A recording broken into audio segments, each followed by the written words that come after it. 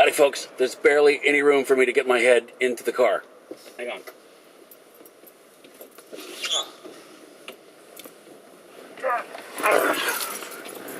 I need to lose weight. Which Walls from NeedCoffee.com here. Back again for another Wayhomer. Oh my god.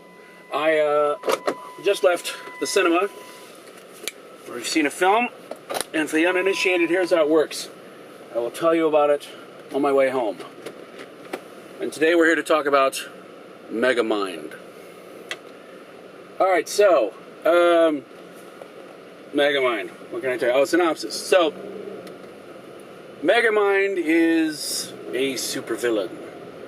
And he has as his nemesis Metro Man, who is a Superman analog. And they have fought through time immemorial, kind of like Superman and Lex Luthor. And as has been explored much in comics, when you get very meta, good triumphs, always. Especially in comics and movies and whatnot. And so Megamind usually gets his blue ass handed to him by Metro Man. And it just repeats ad nauseum. And basically, you've got a Lois Lane type character, this reporter, Roxanne, who is always in the middle of their conflict, so to speak.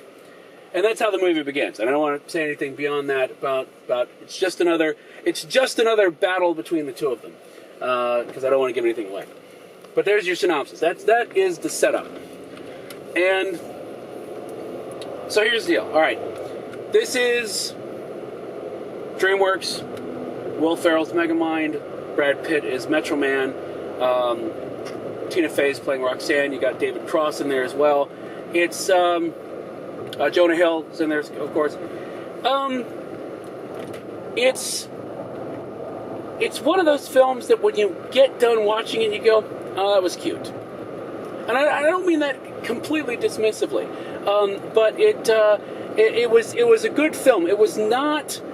The first thing that struck me was while I was watching it was, whereas How to Train Your Dragon was very balanced in that it was both a kid's film and an adult film, as we've talked about a lot on the site. This felt more like an adult film that just happened to have a bunch of goofy crap in it to make your kids laugh, because it has a lot going on about, good and evil and relationships and stuff like that, where, if your kids are too young, I don't know how much of that they're going to grasp, you know what I mean? So I think that there's, I think if you've got, a 7-year-old, 8-year-old kid, they're going to enjoy all the punching and the buildings being destroyed and stuff, because, who doesn't? The 8-year-old in all of us wants to destroy cities, let's face it. But it kind of seemed like to me it was aimed, and maybe this is just the animation bias of being American, but it was aimed at being for kids, and adults can come along too, when I think it's more like the opposite, if that makes sense. The story itself is actually pretty good. I wasn't expecting everything that was going on with it. Once I knew where it was going, it kind of became obvious the track that it was going to take. But I was enjoying myself to the point where I said, I'll go with it. So it's not like one of those films where you feel where it's going, and you just wish to hell it would get there so that you could go home, because you feel like you're wasting your time. I thought the characters were fun enough to where I was okay with spending an hour and a half with them, and not feel like I was, like I said, wasting my time. I think all the voices worked really well in the story. I thought the interplay between Will Ferrell and David Cross was really funny. I thought Brad Pitt was perfect. He was hilarious. That the pompous hero, which he can play quite well. And I thought the animation was good. Really, there's nothing that I really looked at and I went, nah. There were some things where I thought it dragged a little bit. And some things where I thought that because the tone seemed to be more adult than anything else, it seemed it went too goofy in some places where it felt uneven.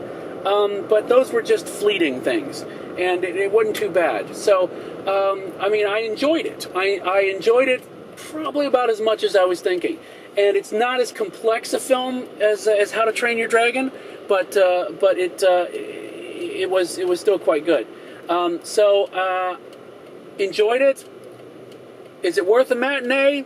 If you're an animation freak, or you have kids that want to see it because it's been marketed to them, I mean, I think that would be okay.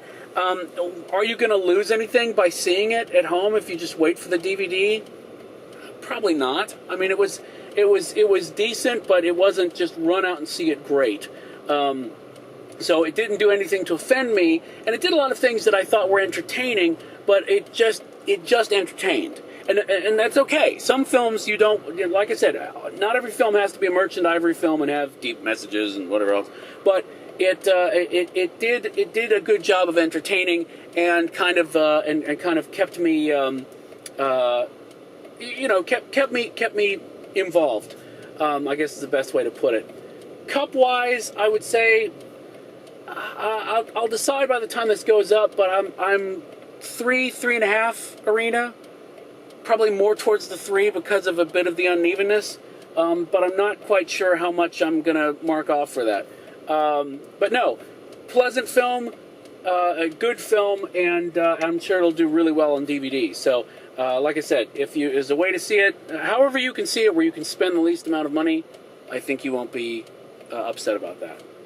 So there you go. It's Megamind, and there you have it, and we're done.